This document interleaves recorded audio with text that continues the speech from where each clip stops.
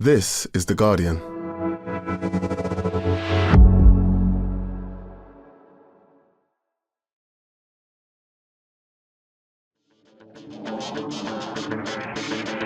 Hello and welcome to The Guardian Football Weekly. Manchester City, LLLLL. Not something we've seen for a while, not something anyone under 19 years old has ever seen. And this was a hammering 4-0 at home to Spurs, who were missing their first choice centre-backs. James Maddison and Dejan Kulusevski were brilliant.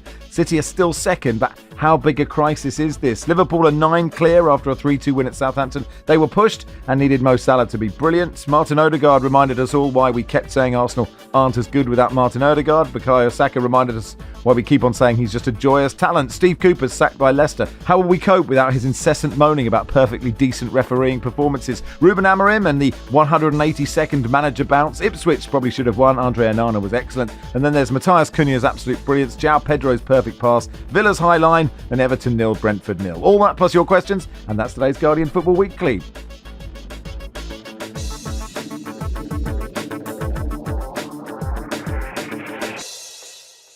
On the panel today, Lucy Ward, hello. Hi, Max. And welcome Dan Bardell. Hello, Max. And hello, Seb Hutchinson. Hello, Max. Now let's start the Etihad then. Tombo says, putting the charges to one side, might City get relegated the old-fashioned way? Tim says, how long can Man City continue to be so good? And Messe Dunn says, given Pep won the league without a striker, do you think he's bored and wants to see if he can win the league without a functional midfield? 5 losses on the spin, their worst defeat at the Etihad ever, their worst at home since 2003, longest losing streak of Pep's career. He'd never lost by 4 goals at home as a manager. First defeat at the Etihad in 53 games. You were there, Seb. Massive blip, total crisis. It'll be fine. What is this? The last time I was on, I said that metaphorically, I was scratching my eyes watching this Manchester City side.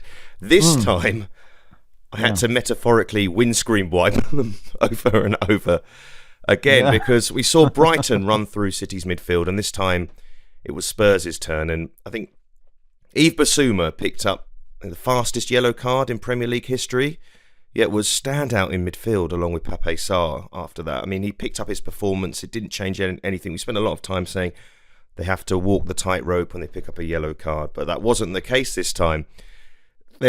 I found it rather awkward watching Rodri walk out with the Ballon d'Or, knowing full well he wasn't even on the shortlist for Premier League Player of the Year last year.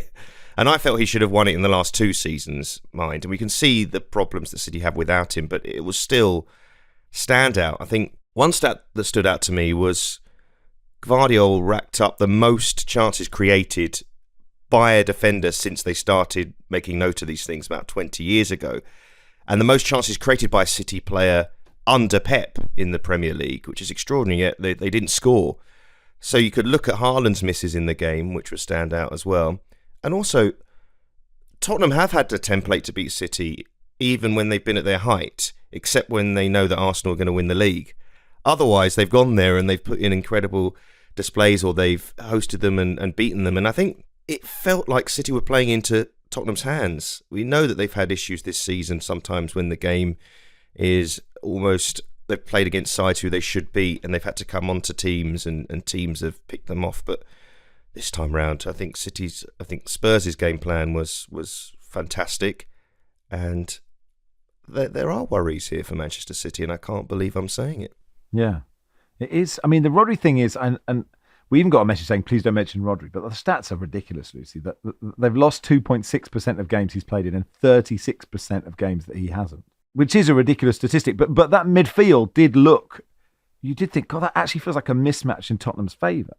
Yeah, I think that, you know, if a team like Manchester City lose 5 in a row, not just because of Rodri, there's more going on, and I think we've now reached the point Saturday, where it's mentally affecting the players confidence-wise, because before they might have lost a couple and they come and they win 20 in a row, but it's obviously players out of form, injuries, tactics. I think that the centre midfield is ageing. I think that they've planned brilliantly, City, for years, over a decade, but I think they've been a little bit complacent in the last sort of 18 months to 2 years, so that they end up in a crisis where yes, Haaland scores a lot of goals, but if he's not scoring or you're not getting him in the right positions, who's going to score?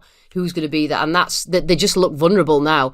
They don't compete in duels as well. And it's just amazing how you can have a team like that, and the mental side of the game then comes into it, because they did look really flimsy at times. I do think that tactically, I think that when they try to press high up the pitch, I think the structure that the tacticos call it rest defence, so that when they've got the ball but they're ready to, just in case they lose it, to pounce, that structure doesn't look the same, and that's probably because of the lack of legs in midfield. And I think when the likes of, I think they missed Diaz. I think he's a massive miss. Nobody really talks about that. De Bruyne is, when he comes on the pitch, makes a difference. But again, he's probably not the same player because we all get old, etc. But I think from having said all that, I think that Spurs were absolutely brilliant. I don't think it was because of Man City. I think Spurs were excellent. I think the fact Davis played centre back just helped the back line, because they made better decisions where their line was because of him. I do think, though, I did think before the game, Dan, there's no Van der Ven, which I think is more important than Romero, but no Romero either. So you're looking at Ben Davis and Dragusin and thinking, oh no, City have lost 4 in a row. I was absolutely convinced that Spurs would get walloped. And, Aidan says, what is the opposite of a flat track bully? And is that what Spurs are now? It does feel, and Barry sort of said it on Thursday, it's vintage Spurs to lose to Ipswich and then put in a performance like this. Yeah, I was exactly the same as you. I saw no world in which Tottenham won that game. I was very guilty on focusing on the players that Spurs had missing pre-game. But actually, Lucy just touched on it there. The players Manchester City had missing, there's just a complete lack of steel without Diaz, Kovacic and Rodri. And Lucy's right to point out just the energy, the team selection that Pep picked, that midfield, it completely played into Spurs' hands. What are Spurs good at? High-tempo football, energetic football, and the makeup of that midfield just completely played into Tottenham's hands. And there's a huge, huge difference from Rico Lewis playing in defence and stepping into midfield than there is Rico Lewis starting in midfield. And that makeup of the midfield was completely where I think all Manchester City's problems came from. And then Stones comes off at half-time for Ake for whatever reason as well. And I'm not saying John Stones is the answer and that he's that steely player in that Manchester City side, but when they're at their best in that treble winning year, it was him stepping in alongside Rodri. When he's gone as well in the second half, you're just looking quite flimsy, which is not something I've ever really associated Manchester City with. Ange was brave. He dropped Brennan Johnson, who's their top scorer. He moved Kulusevski up a bit, who has been so good. And the way he just dinked it past, I'm not sure who it was in midfield, to sort of begin the move for, I think, the third goal was joyous. Brought Maddison in, and Maddison was, because City were great for the first 10, 11 minutes. You're like, City are going to hammer them. And then Maddison just scores 2 goals almost out of nothing. But he is a player that we want to see on the pitch, right? Because his grace and his movement and his touch are so nice. And there were fears that this season, I don't think it's too far to say that this season was sort of getting away from him until this weekend. Yeah, he spoke about it after the game. He doesn't know footballer. They might see other players in the team playing well, but they want to play themselves. They want to be, in this particular instance, the main man. And I think he revels in that, James Maddison. He wants to be that player because he is almost, to some extent, if the midfield is functioning behind him, he is the player then to impact games. If he's having to almost make up for deficiencies behind him as well, that's an issue. I think the England's snub has affected him as well, because he is a player who believes he can be in the England mix in an area where England have such talent. And when he's on this high, he just produces some of the ability that is up there with the best in the league. I think his finish for the second goal was superb. His run for the first was fantastic. And I think, as you say, this is what people want to see from James Maddison, because it was his 28th birthday. And as he also said, that means he's getting old, which I disagree with. That's prime, isn't it? That's what I thought, 28. But anyway. What I do to be 28. Oh, God, that's... Yeah. Just feeling my skin, and it just stays in place. That's something else. So basically, I think when you have a player like that doing that, when they have the runners that Spurs have, they have players that cover so much ground, that keep up that energy that City were lacking. Kulusevski was standout for that. I mean, the last season he was the player. In fact, the last 2 seasons he's been the player that's run the most for Spurs. And that was again the case in point, because he enables you to be a side who can maybe against City soak up that pressure and break. And what I was particularly impressed with the Spurs was that they were smart in the game. Even though when they were 3-0 up, they thought, well, we know City are going to have this period when they come onto us, even in this form. And we know we'll make the substitutions, we'll bring on the pace, and we'll finish them off at the end. And that's how it played out. And I actually wasn't surprised to see Werner get away from Walker at the end of the game, because I think mentally and physically they were done at that point, City. I was thinking on Kyle Walker. It's a bit tricky that this season he started a podcast called You'll Never Beat Kyle Walker. And he's getting beaten a lot at the moment. It's just like the wrong... Now, maybe change the name of it. So you change the tense. If I've done 93 minutes, yeah. You would have never If I've run for 93 minutes, yeah, Timo Werner's literally just... Basically, they just put him on some blocks and fired a gun. And then he was like, okay, you are going to beat me on this one. I did like Dominic Solanke's tribute to Alan Partridge. 3 of the Spurs goals, he followed in and booted it into the net. And another one. I was very sad that he didn't for Porros, because he'd set it up. Just back to City, because it was a great win for Spurs. I think it's a really important win for Ange as well. And I think it will take a lot of the pressure from him. This Lucy feels different to me. Like to get whacked 4-0 at home. And it's not a Carabao Cup game. You know, it's a Premier League game. And I don't know where it puts them in the title. They are still second. They could still win the league. But it felt bigger, this. It felt like people going, well, hold on a second. This isn't... We know Bournemouth are good and Brighton are good and going away is hard and Champions League, etc. But this felt different, I thought. Yeah, I mean, I love Postecoglou, and I say every time I'm on, even when they lose, and I just think that eventually, it obviously there's a big difference between Spurs at their best and Spurs at their worst, and what he's doing is shortening that. And that is what he will do to the higher part. So it'll be sort of 7/8 out of 10 rather than launching from 4 out of 10 to 9 out of 10. And I think that is, he hasn't really got, all the players that he wants. I think that will come over the next couple of the 2 or 3 transfer windows. You know, Kulusevski was brilliant at the weekend, but he initially think, oh well, he's not going to fit in because Postecoglou likes his wingers to go wide and cross the ball into the box, but he finds a way to work with these players, and I do think that the players look like at first it was like, well, 2-0, well, City might come back 3-0, oh, could they? So let's just play it and let's manage the game. And then at the end, it was like, we've done this, and I think that will really, really galvanise the Spurs squad. Even though City have been struggling, I think this is that this could be a point that Spurs fans, Max, you'll look back and go, that game against City was that was the platform to what we've done since. Does anyone think that if Haaland scores one of those early chances, that City win that game 4-0? I mean, possibly. I'm not sure. I'm not sure this time, actually. I'm really not sure this time, because they scored first against Brighton, and Brighton still railroaded them in the second half. I think they cannot operate the way they like to play with this midfield as it is now, because we've watched them for several seasons now have Rodri there as a screen and have Kyle Walker's there and Diaz is there to cover, and that individual talent. And we know that Guardiola, we've obviously never seen him work with, inverted commas, inferior talent relative. He's so good at working with elite talent. And if you're not at that level, you start to wonder what's the idea here, which is why, I agree with Max. I think it is concerning for them. It was the first time they hadn't scored this season in the Premier League, and the first time they lost at home for a couple of years. So I don't often say this, usually say they'll go on a run, but I'm not sure. And it could be good timing with this case pending, that this is, if you are going to drop off, maybe it's this season that you do it anyway. But we'll see. On Haaland, Johnny Lou writing, look, since his sparkling start to the season, he's scored 2 in his last 7 from an XG of 7.8. In short, he's basically finishing about as well as you would with his chances at the moment. And I think that's an interesting point you make, Dan, because my hunch, and I think everyone's hunch with City is, if they'd scored first, it would be different.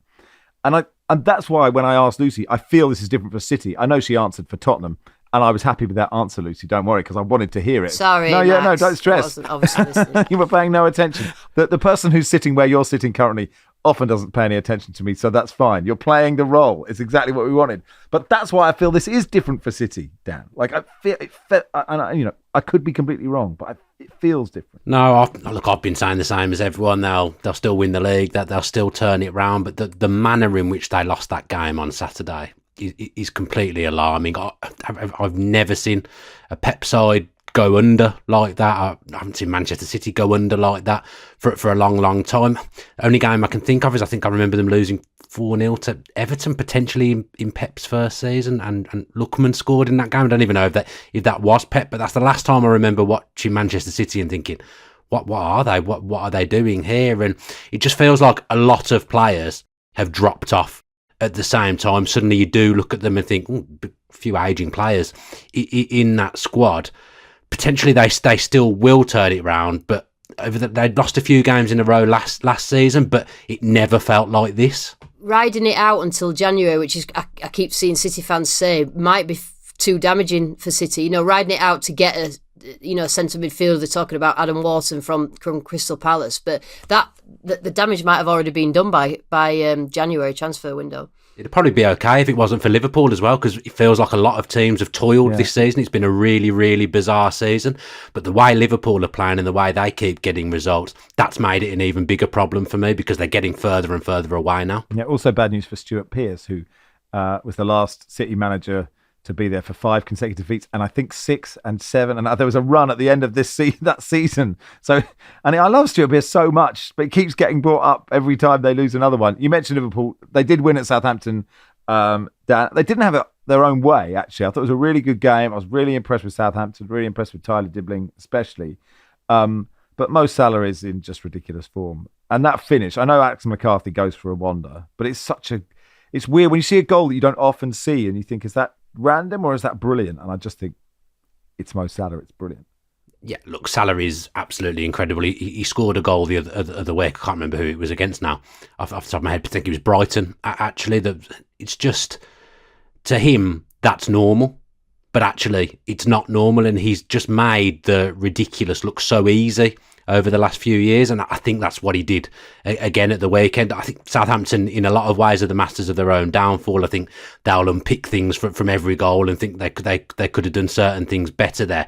But it's just that instinctive nature of Salah. Not many players can think to do that in that split second. He's almost had a glance and seen where the goalkeeper is and just instinctively prodded it towards goal. And every week I run out of superlatives for him, because I've been saying for a few weeks now that I think in the Premier League era, he is Liverpool's best ever player. And I know people will come at me and say Steven Gerrard, but honestly, the productivity of Salah, the numbers he gets every season, the eye test, the way you watch him, I don't think he gets the credit he deserves, because he is actually quite unorthodox in a lot of ways. When he carries the ball, he's not as easy on the eye as perhaps. Scuttly. Yeah, he's a bit scuttly. No. He's a bit Aaron Lennon. Is that what you're saying? Yeah, like Hazard was just so beautiful to watch, easy on the eye when he carries the ball, and Salah's not quite like that. He's a bit hurly-burly, if that's even a phrase. But I honestly think he will go down as Liverpool's best ever Premier League player, because what he's won, the goals he scored, his goal record is absolutely off the charts. Yeah, to be as hurly-burly as him. Actually, there is the question, Luz, is about him, and actually if he'd get in Liverpool's best ever team, which is quite a good team.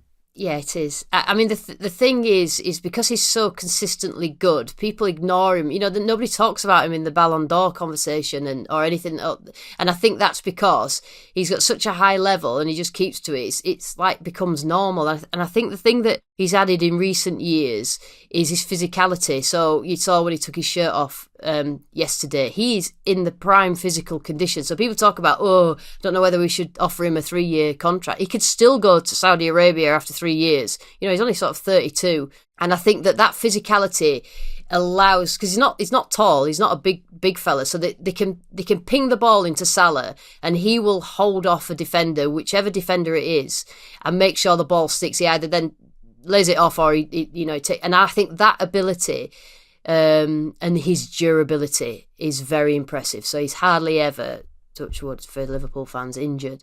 But that sort of physicality, I think, has taken him to the next level. I mean, it's theirs to lose, Seb. They are fallible. We saw, Southampton at the bottom and almost got a point here. How should teams try and get at Liverpool? I mean, obviously Liverpool supporters will hate me for saying this, but I feel there's a little bit of when Manchester United were on their runs about them, in that you can get them, you can get to them, you can score goals, but there was almost a calmness about Liverpool towards the end of the game. Even when they were 2-0 one down at that point. I still felt that they could get back into it. It does make their games very watchable, actually, in a different way to when City were winning games, where they would just almost shut the game out, and you'd think, well, we know the result after 1 minute. I actually always remember last season when I think City scored really early against Luton at the Etihad, and Paul Merson said, I must have been like 3 minutes on the clock, and Paul Merson just went, game over. I just thought, and I couldn't disagree with him. I couldn't disagree with him. But with Liverpool, I feel that anything can happen in the game, but they've just got enough at the moment, certainly in an attacking area. I thought, defensive vulnerabilities this time round. And a note on Southampton, I think, if I was to give them one idea, it would maybe be leave Tyler Dibbling up the field, bring everyone back to defend, and just whip the ball into the channel and just let him run. And I think things will happen for them then, and they might be a bit more secure defensively. And do you think Russell Martin will just... I don't think so. I think he probably gets irritated every time Dibley takes more than 2 touches. But a wonderful young player. It is frustrating though, isn't it? Southampton I understand where Russell Martin's coming from, but I almost think now he's just digging his heels in that much just because he's sick of people sort of saying. But you can have your own style, but on the pitch, it's as if he doesn't allow them to make decisions themselves, and as if they don't do what he's asked them to do, then they'll know they get an absolute rollicking. But they've got to manage the game. And there was one point I watched a little bit and I listened to it a little bit on the radio, and it basically said, they've cleared the ball quickly, and the fans cheered. I could hear the fans cheering. It's like that's the sort of thing that Southampton need. You know, like if you're under pressure, right? You end up losing, the lose possession, they concede a goal, and all of a sudden the state of the game changes. So you're coming back from 1-0 down. Now that doesn't need to happen by taking, but if you put the ball in an area where Liverpool can't hurt you, and they still need to make those decisions on the pitch. Football is not an exact science, however much we want to make it an exact science. So therefore, you can prepare the team. This is how I want you to play. But in some situations, just boot the ball out of that dangerous area. I think Flynn Downs almost summed up Southampton's performance, because if you're asking teams to play in that way, you need players who are so comfortable doing that. And that's what the absolute elite teams do. Flynn Downs, you felt he was often in positions like, I don't want to do this. This is not me as a player, but I'm being asked to go against, as Lucy was saying, almost go against what's within me as a player. And at that point, the clearance that led to the Soboslai goal... It's insane, that clearance. It's a totally I don't think he would do that thing in a normal circumstance. I think he would have knocked it behind. He would put it out for a throw-in, but his head is thinking... Hang on, I'm in my own penalty area. I need to play some cultured ball through the middle. What am I doing? It can only explain that. It has to, surely. It has to. Yeah, I agree with you. It's actually filtered down to Sunday League, where now I have to say it's not a crime to clear it. And if you're going to clear it, really give it some. Like the worst is just like half-arsed diagonal ball into the centre mid. What are you doing? Like that Flynn Downs clear, it was just an insane moment. And like... I'm worried that there'll be some hipsters going, we're now for dinosaurs. But no, just watch that Flynn Downs kit.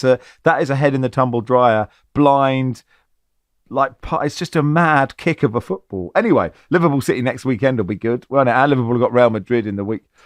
Did like Michael saying, thoughts on Southampton playing a 6'8" striker and not getting it launched. Top trolling that from Russell Martin. Anyway, that'll do for part 1. We'll begin part 2 at the Emirates.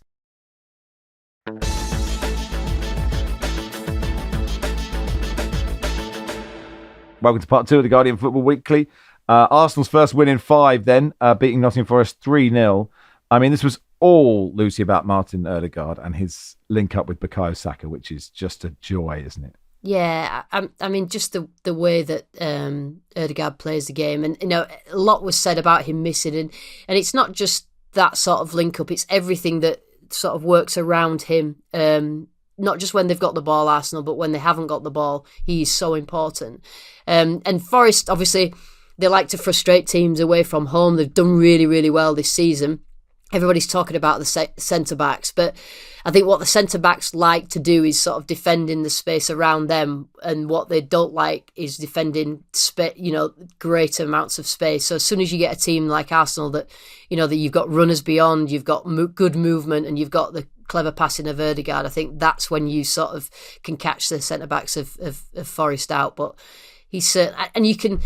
I think it was a really important game for Arsenal to sort of a defining game in terms of getting a really good 3 points against Forest, because Forest have caused problems for so many teams this season if they want to, challenge back up at the top, because we need to see their identity again. And I think that was a game where we saw Arsenal's identity again. Dan, I mean, Saka had so much to do for that first goal, but it is that tiny little pass from Ødegaard that I think so few players play that sort of epitomise what they've been missing. Like, he barely touches it, but it's just so clever. Yeah, Ødegaard is a class act. I think over the last few years, he's probably not got the credit he deserves because he's playing at a time when Kevin De Bruyne has been in the Premier League. But I think when Kevin De Bruyne is not there, there'll be a full appreciation of how good Ødegaard is. He just knows what's going on the football pitch. He's aware of everything around him, and that link up with Saka is so important. And I've just raved about Salah, but I could say quite a lot of the things that I said about Salah about Saka, because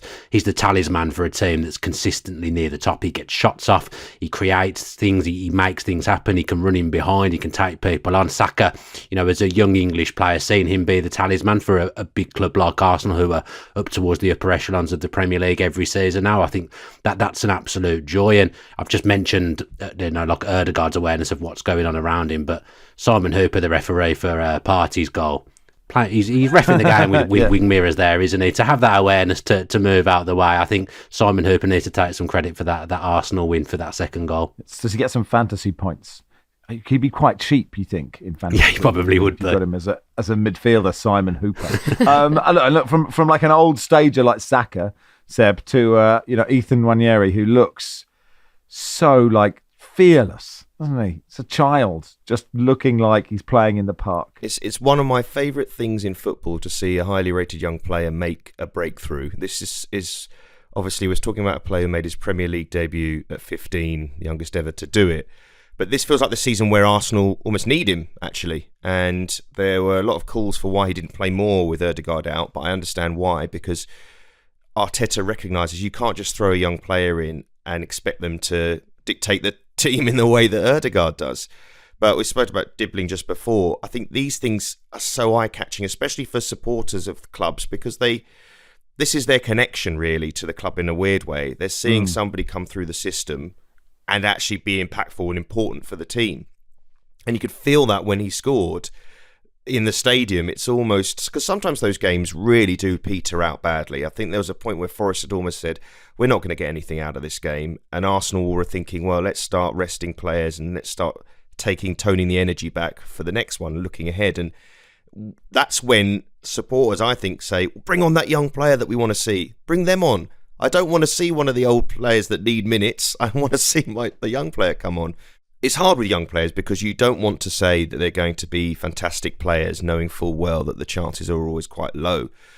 But he definitely has something about him. You can see that. Left foot helps, and being a player in the final third helps. And he will get the time this season. I think that's sure, because Arsenal are lacking actually in that area, in that difference-making area. And we said Salah is the player who can win games for you out of nothing. I don't think Arsenal have enough of those players to make the difference. But they're going to need it now if they're going to catch Liverpool. Yeah, I think it's good management from Arteta as well. People have asked questions over the last few weeks about maybe certain players that have left, like Smith Rowe, when they've been struggling for numbers and had players missing.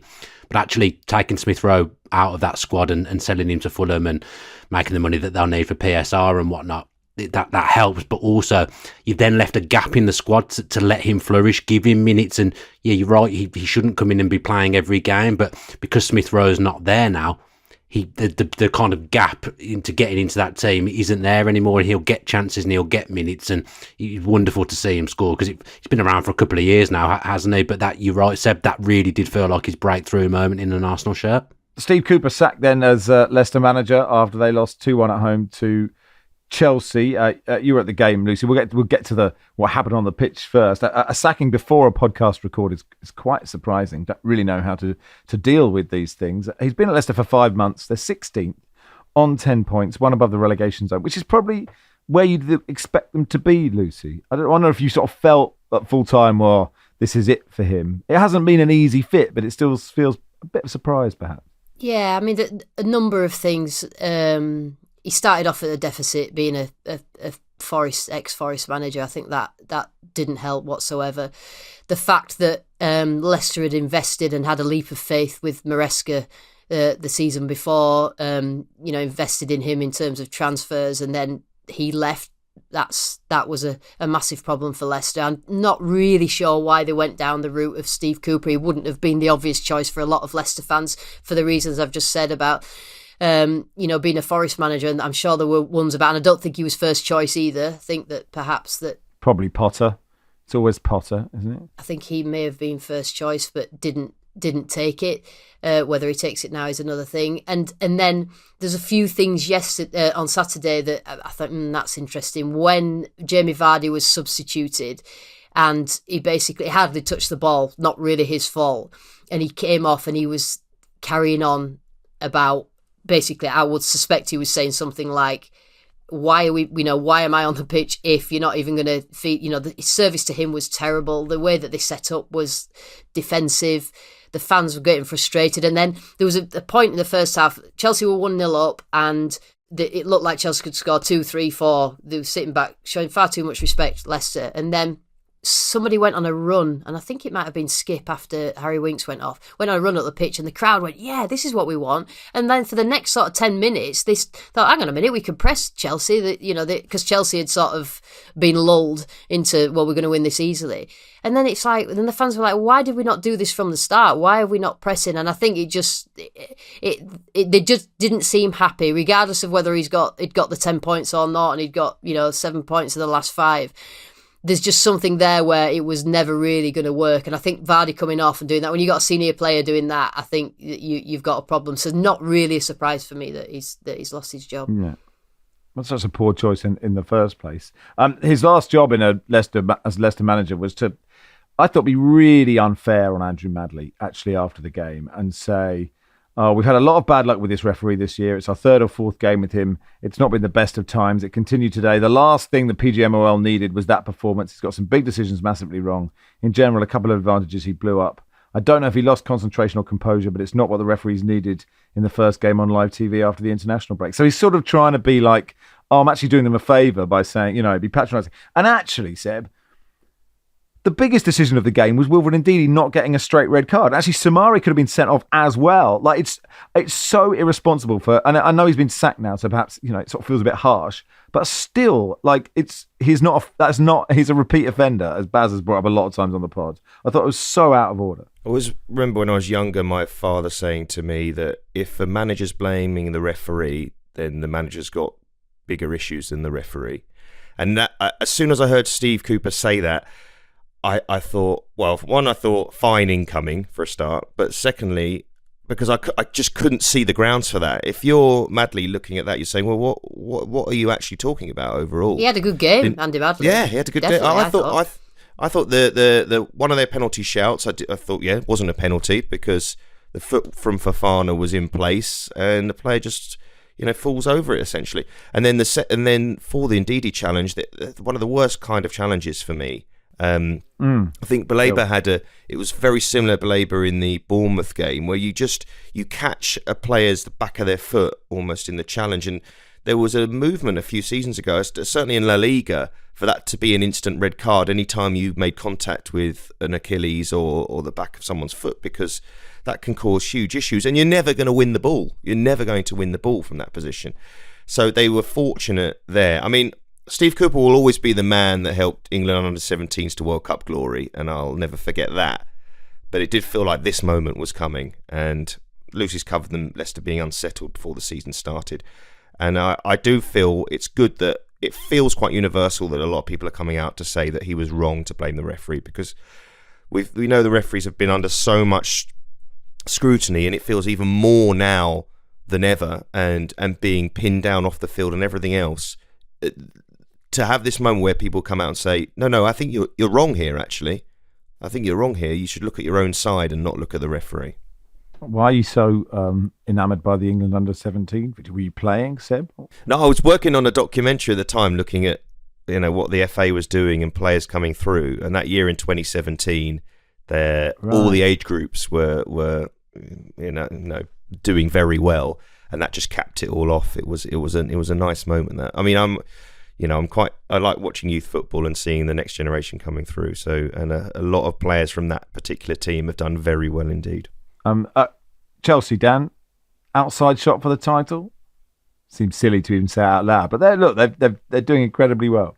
Maresca for me is it's difficult to say with Slot, actually. I've changed my mind as I'm about to talk, but he would be up there as manager of the season so far, because I think he's made what I thought would be a really, really difficult job look easier than it should be. And they play some nice football. He's probably got his core of 7 or 8 that play every week, and then he makes subtle changes for each game. Obviously, on the face of it, he's got an A team for the Premier League and then a B team for the Europa Conference League. But a few of those players, like Felix, played, for example, on Saturday, moved Fofana to right back and put Badiashile in the defence. But he's got that kind of 8 players he's 7-8 players that he's relying on every week, and he's managing them really, really well. It should be chaos at Chelsea, I always think, and it has been over the last few years. But Maresca has kind of brought an unexpected calm to things that I didn't really see coming, and they're doing really, really well. Nicholas Jackson has been absolutely brilliant up front, a player that took criticism at times last season, but if you look at his goal output since he's been there, it's probably up there with a lot of really good Premier League strikers over the years at this stage of his development. So I think Chelsea deserve a huge amount of credit, and I'm not looking forward to my team going there next weekend. You'd have thought the opening game of Ruben Amorim would be higher up the running order, but so much good stuff happened, Lucy. They went to Portman Road.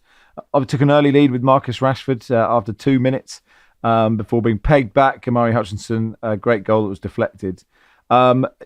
Feels too soon, perhaps, to judge how well Ruben Amorim will do, Lucy. But what did you think of, and so much was made of the formation, what did you think of the way they set up? Yeah, I mean, that is just the typical way that he sets up. And to be honest, he has the history of introducing a new style very quickly. And I don't think it's actually as difficult as everybody thinks it is.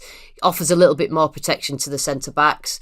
I'm not sure that central midfield of Eriksen and Casemiro will be the one going forward. They still need a bit of legs in there. I understand Eriksen because of his passing. But he had said earlier in the week that he wants fullbacks to be playing the wing back position because it's easier to convert that than convert a winger into the defensive part. But then put Ahmad there. But I quite like him as well, Garnacho. It's interesting for Rashford being a 9. I think that is the obvious choice. I don't think he particularly likes playing there, or apparently doesn't like playing there. But I think that's probably where he will probably shine most in this system. So there was little bits of positive. Obviously, scoring early was positive, but everybody was saying, "Oh, this is a perfect game." Well, actually, Ipswich at home are fearless. They had a great press. They really sort of put Manchester United under pressure because of how well organised they are. But I quite like Amorim. I've done him a couple of times in Europe with Sporting. And I like his character. I think that he already has had a shock of how much sort of media attention that he's had, in the interviews that he's had to do. And it's not going to change overnight, I wouldn't suspect. But he needs to get a balance between having that sort of energy in midfield and having the pass in there as well that will obviously connect to the 210s. What I want to say about this game is the best pass that I saw of the whole weekend was Leif Davis's it was like a little tiny roll across. It took 3 Manchester United defenders out before then Liam Delap hit. I mean, Onana saved a great save. If you remember, he got beyond and then he just trickled this ball across that took out 3 Manchester United defenders, showing that you don't really have to pass it fast as long as you pass it in the right place. And if Delap had finished that... I am going to say João Pedro to Mitoma was better. I mean, they were both good, but I think Pedro's to Mitoma was amazing. Well, Pedro's to Mitoma was like a putt. It was like a putt in Storm Burt. Yeah. It was like he's at Carnoustie. Like, it was like unbelievable. I mean, I'm spoiling a lot of the Bournemouth Brighton content here, but I thought that was. I agree with you. I loved what he did there. And actually, Onana, who we'd criticised a lot last year, Seb, I thought was, he saves Man United in this game, doesn't he? Yeah, I think he's a good goalkeeper, but it's what people are expecting from him overall. It's a lot to ask as a top level keeper. This game though gave me a side note thrill, and it was hearing Peter Jury's roar Hutchinson. That's there's Jury. There was one moment in the first half I heard him say, "Oh, great Hutchinson composure," and I was hoping my wife would nod in agreement. It wasn't to be. I think it's a joy that I doubt yourself, Max, or even Dan have been able to feel, and I guess maybe Lucy would have had it when Ashley Ward scored. Martin Tyler doing Ashley Ward header. Exactly. Martin Tyler for Barnsley or something. Yeah, exactly. Being an ex-teammate of Neil Redfern, I'm sure he agrees. And I just, but Manchester United, underwhelming, but that side of the game in a weird way makes them watchable, makes them really watchable, because they have got the players that are capable of scoring goals. We saw that early on, but the way it played out, and I know we're praised Ahmad as a wing back, but deep down he hates it. I know he loves the fact he's starting, but he hates it. He hates it. Give that role to Dalot, and I think maybe enjoys it more. I just think fullbacks enjoy that role. Yeah, but I mean Dallow's on the other side, right? So yeah, got Dalot. Is Malacia fit? Yeah. Dalot.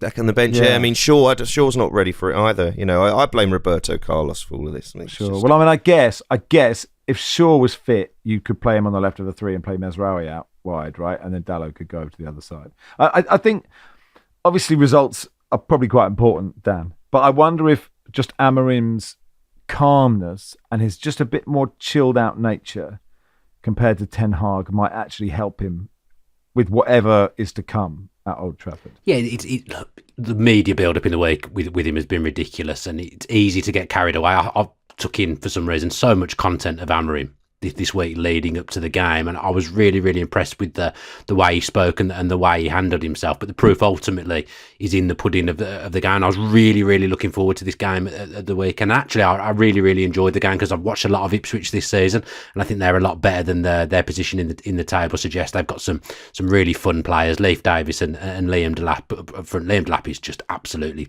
fearless, and I love that about him. But I think they went 1-0 up, and it got back to 1-1, and potentially Manchester United could have gone under, but they didn't. I think his team selection wasn't. Look, he's early days into his tenure, and he's only been able to work with certain players through the week, but they will get better because they won't have certain players playing in certain positions that played there on Sunday. Johnny Evans, who again I love. He's never a left centre back. They've Ahmad at right wing back. Not convinced it'll work long term, but I quite liked that he had the nous to play Mazraoui behind him, more of an orthodox fullback that offered a bit of defensive protection and allowed Ahmad to come forward. But I just thought in the first 20 minutes, Manchester United had possession with purpose. They had a little bit of identity, even in that first 2 minutes. The goal that they score. That's the first time I've seen any form of identity from Manchester United for a long time, with the wing back getting to the byline and crossing the ball for the centre forward. It's early days, but at least that's an early bit of identity from Amorim's Manchester United, and they'll get better. There was lots of subtle changes, body positioning of defenders, for example, when Ipswich had the ball. I noticed that quite early on. He'll be a good manager for them. It's the first time I've felt kind of not convinced, but 80% of the way there with the new Manchester United manager. There was a fire alarm at Stockley Park, which meant there was no VAR. Was that for the whole game or just for a bit? The ref had to... like 10 minutes. Great. Really fun. Now the fans know that's a thing. You just watch. Oh, no. You just watch.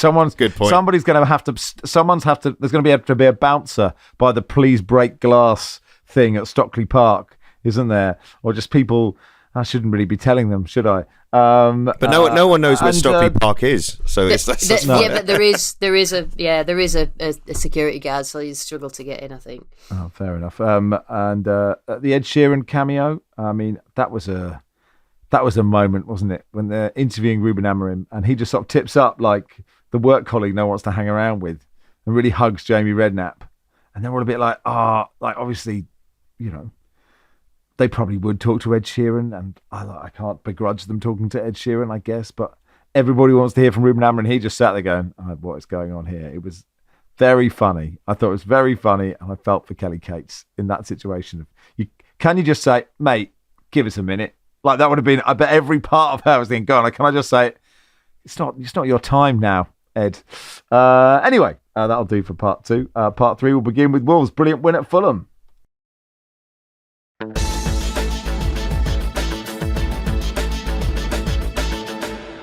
Welcome to part 3 of the Guardian Football Weekly. Massey Andrews says, does Mateus Cunha have the best goals to worldies ratio going right now? I mean, Dan, 2, Wonderful goals. The first is like Hoddle to Bergkamp, isn't it? Like Lemina's pass is ridiculous, and the way Cunha brings it down, and his second is perhaps better. I wanted to throw in the Lemina pass earlier when we were talking about pass of the weekend, because that was the pass of the weekend for me. I honestly thought it was that was an incredible goal. Cunha's such a composed player, but he's also got that kind of bite as well. You can tell he's been schooled by Simeone and spent some time under Simeone, the way he plays the game. But he's been around for a couple of years now, but you actually forget Cunha cost £44 million, so he should be a good player, shouldn't he? And he's one of the best kind of forward players in the Premier League at the moment. I find myself in a bit of a personal story. I find myself in an interesting time with Wolves at the moment because obviously I'm a Villa fan, but my stepson has just started playing for Wolves in goal, training with Wolves twice a week. So I'm spending a lot of time there. I'm finding myself wanting Wolves to do well, which is a bit of a bizarre feeling. And over the last couple of weeks, actually since he's been training there, they have done well. It's a weird scenario for me, but Cunha's unbelievable to answer the early question. Get him to chuck one in. Take him out. Gary O'Neill afterwards, Seb, and this shows how football managers watch this in a different way. Well, actually, he kind of checked himself because he was sort of saying, well, Cunha was a great player before I got here, but I've really made him amazing. And then he sort of checked himself and went, it's all him. But he did say this was his best out of possession performance. And I was like, I was really watching him in possession and thinking he was good at that bit. But, you know, each to their own of how we love this beautiful game. But it's a big moment for Gary O'Neill, isn't it? You know, 2 wins in a row, getting out of the relegation zone. And I think there was only one game where they were hopeless. Was it Brentford? And I was like, okay, actually they are hopeless. But the rest of the season, I think actually they've had a really tough fixture list and they will be fine. Yes, a second half against Chelsea, they were pretty hopeless as well at home. But yeah, I felt it all season. I've covered quite a few Wolves games and I feel like they've got the ability to certainly pick up enough points to not be down in the bottom 3, that's for sure. And I think Cunha, I sung his praises the last time I was on, so I don't need to add anything more there. What I will say is, though, what did make me chuckle a little bit was that it felt like someone had told Fulham that you're only 2 points off second when they were winning the game. I thought, this is not Fulham's role. We don't do this. We just sort of hang around mid-table and no one notices us while we pick up good results and good performances. And, we've been praising Marco Silva all season, but it did feel a bit like, no, this is a game. We can't win this game at this time on a Saturday. We cannot win this game because if we win it, all of a sudden people are saying, oh, hold on, Fulham. Well, they're in the mix here. And I think it was just a bit too much for them in the end. And but credit to Wolves. I am actually pleased for them. I don't have a dog in that particular fight. And I am pleased for them because I just feel that I like watching them play, actually. And I really liked them last season. And I like seeing a side where they have players who want to run with the ball through midfield. And they just felt a bit different to a lot of other teams in the league. So I'm pleased to see they're getting themselves back on track. Well, I guess Fulham doesn't tell the whole story. I mean, Fulham did seem to hit the woodwork a lot. And, they had to play with 10 men for quite a long time because they'd made all their substitutes when Anderson went off. And I mean, Raul Jimenez, that is a big miss against your former club, isn't it? I've no idea how he didn't score that one. Let's go to Bournemouth-Brighton. Lucy, second best pass of the day, or third best pass of the day. João Pedro's to Matoma. Brighton's best start ever to a Premier League season. Yeah, and it was quite interesting because there's a bit of Twitter wars going on beforehand. I think Bournemouth had put out a tweet that ridiculed, I think, Seagulls or Seaside or whatever. And even I don't know which Brighton player it was that was interviewed afterwards mentioned it. And I said and it's mad because it just shows what somebody reads, the players read. And if I could give any advice, don't read anything that's on Twitter. Are you speaking before from personal experience? So, are there no seagulls in Bournemouth? Have I missed something? They can't. Were they slagging off seagulls? I don't really get. I had a look at the picture and I'm thinking I don't really understand that, but it must be like a coastal thing that I just don't understand. But it was mentioned afterwards by one of the players. Yeah. But yeah, coast banter. Those of us who are far away from the coast. I'm actually quite close at the moment, but we just wouldn't understand it. We don't understand your seasiding ways, do you? People in Blackpool absolutely pissing themselves at whatever that social media post. The rest of us going, I don't know. But I mean, I guess, Lucy, it could have gone either way. They're two exciting teams. It was a good game, and like Bournemouth, in the end, they could have got something. But I think I love João Pedro. I think he's a great player. Yeah. He is. I mean, I'm surprised that somebody else didn't take him before. I think was it Watford he was at, Seb. Yeah, and he was very, very good there, and not a particularly good Watford side. But I like Bournemouth. I like Iraola. I think he's a very, very good manager. But there's just something about Brighton that's quite exciting. That the play for the first goal was how they move the ball, how many players they have up, and Pedro is brilliant, and second best pass, I think. Second best pass of the weekend. But like you say, Bournemouth could have won it, but probably on the balance, Brighton deserved 3 points. Yeah, I think so. Let's go to Villa Park. Villa 2, Palace 2. Dan, you're at this game. You'd lost your previous 4. You've stopped the rot. Many congratulations. Thank you very much. Was that the feeling as people walked out of Villa Park? I can't fathom what's happened. I just did not see this coming with Villa at all. We've been so consistent and so good for so long under Unai Emery, but obviously 2023, I think Villa was second in the league table across the entirety of the calendar year, and it was brilliant. And then 2024, we did have a few injuries at the end of last season. We ran out of steam a little bit. I think we're 7th or 8th. So 2024 hasn't been as good as 2023, but just seeing some things recently that I'm finding quite alarming. Last time I was on, I spoke about the set piece coach, Austin McPhee. No chance for Austin McPhee at the. Is it McPhee out, isn't it? Because you keep conceding from your own corners. When we get a corner, we either score or the opposition score. It feels like at the moment, and I'm finding corners quite scary now. And the offside trap from last season doesn't seem to be functioning. You've got for the first Crystal Palace goal, Pau Torres is trying to play the offside trap on his own, which probably isn't advisable, whereas last season the whole back four was playing it, and we just seemed too easy to play through. At the moment, it's probably a decent point in some ways because it does stop the rot, but there was definitely probably the most frustration I've seen at Villa Park since Unai Emery's been there, and I'm never going to get on Unai Emery's back. He's transformed the football club in 2 years, but there's certain things that need rectifying at the moment because I'm just not seeing what I've been seeing consistently over the last 2 years. I think that they've got an issue on the right because they've not got Matty Cash playing, because Leon Bailey's not in the form that he is. What Villa tend to do is play central and then go wide, and quite a lot of the stuff's going left and then becomes predictable because they don't have that outlet on the right hand side because they haven't got, and also Konsa as well. There's so many bits, and I think sometimes when the effect is a lot bigger than the small differences, if that makes sense. And I think Cash missing has been Cash missing plus Bailey not being in form, I think has just sort of affected everything that Villa have done.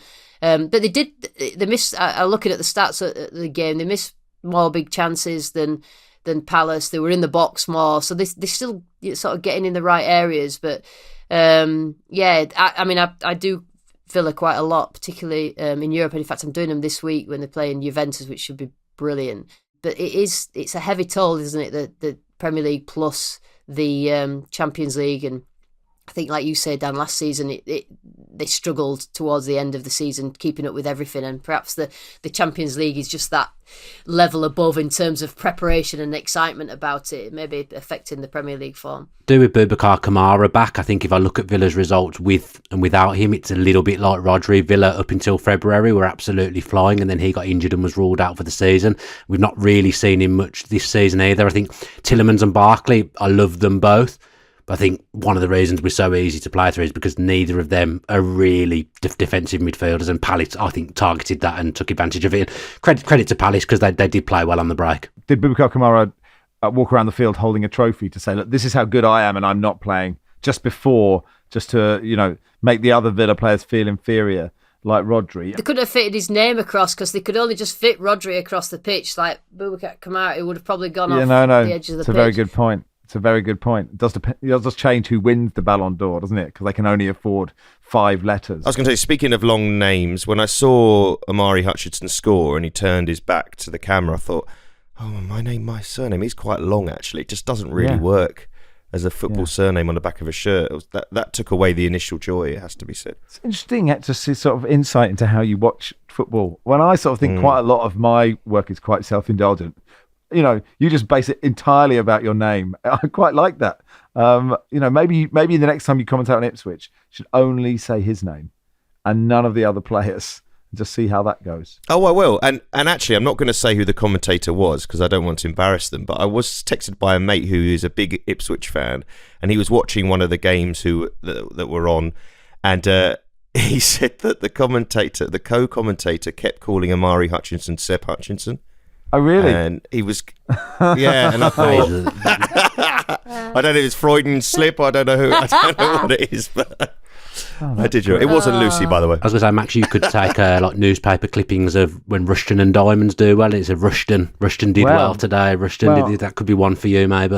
Right at the start of the Soccer Glorious, before we'd even done a show, I filmed, I'd say about 50 sketches with Anne Diamond, former TVAM host, and then we'd just go, Rushden and Diamonds were whipped last week, and then it would cut to me being like whipped by Anne Diamond, or that Rushden Diamond's a bit up and down, and then it'd just be me and Anne Diamond bouncing on a trampoline. It was and I hadn't done any shows, so that was like the first thing I did was just a day filming really odd sketches with Anne Diamond. It's very strange. But that's why. Can you tell the listeners who Anne Diamond is? Because that was a long time ago. Yeah, so Anne Diamond, it was a long time ago, Lucy. I think that's what Seb's saying. I know who she is. I know who she is. I'm just saying, So Anne and Nick hosted the BBC version of TVAM. So or maybe they did TVAM. I forget, but it was like breakfast TV in the 80s. I would say. Did you know what I was talking about, Dan? You're a little bit young. You must have known. I know Anne Diamond is. I know Nick Owen is as well because he does the Midlands News. It does. Yeah. That's the only reason you know who he is. You don't know him because I suppose for the international audience, there's a lot of them going, who is Anne Diamond? Why am I listening to this? And who is Anne Diamond? And the Crystal Palace fans saying, you were just about to talk about Ismail Assar and then you spent 5 minutes talking about Anne Diamond, so we don't have time. Finally, Everton 0, Brentford 0. I cannot believe, Lucy, that Gary Lineker, Michael Richards and Alan Shearer all thought that was not a red card. Christian Norgard into Jordan Pickford. I thought it was absolutely blatant stonewall. Intent doesn't matter. He didn't mean it. He's unlucky. It is a red card. Don't let me put you in their box. I think that if you go for a ball that's that high and you miss it, then you're always at risk. But you know what? Players know what they're doing. When it's like, I didn't quite... Players tend to...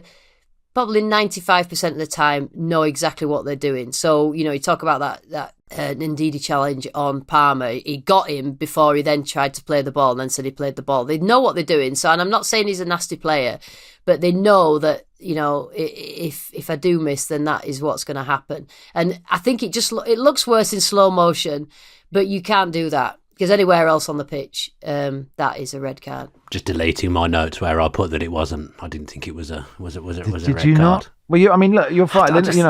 Gary Lineker doesn't think it was. I mean, obviously that's why he should get sacked immediately from Match of the Day. But you didn't. But intent doesn't matter. They all said he didn't mean it. I get it. I don't think he means it. I know what you mean, Lucy. Players really know what they're doing, but I don't think he means it at all. But that doesn't matter. That is not the laws of football. If you just he's trying to score a goal, isn't he? Yeah, but he's just trying to score a goal. Yeah, but that's not an excuse. If you're trying to tackle someone and you get them that high, Seb. I mean, you're allowed to disagree with me. This is we're not. I won't leave this thing and go straight to blue sky. I'm happy to stay on this if you want to disagree with me. I don't want to talk about this game, mainly because it was on at 3:00, and I'm keeping an eye on all the other games, and this was the one I was paying least attention to. How do you do that, Seb?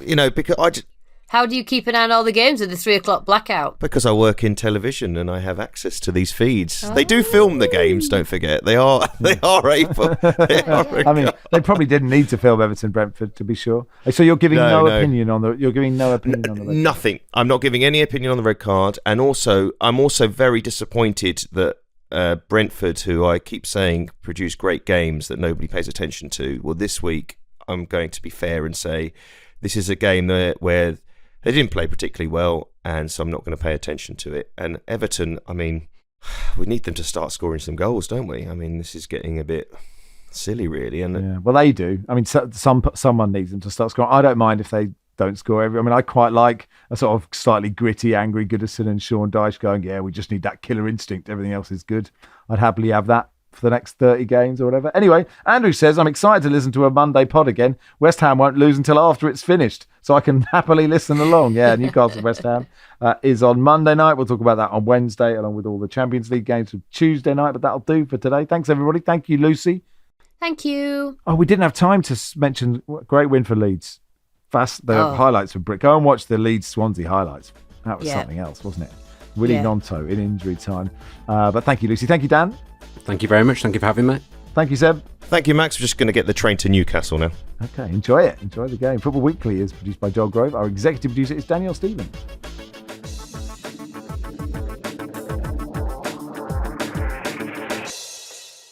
This is The Guardian.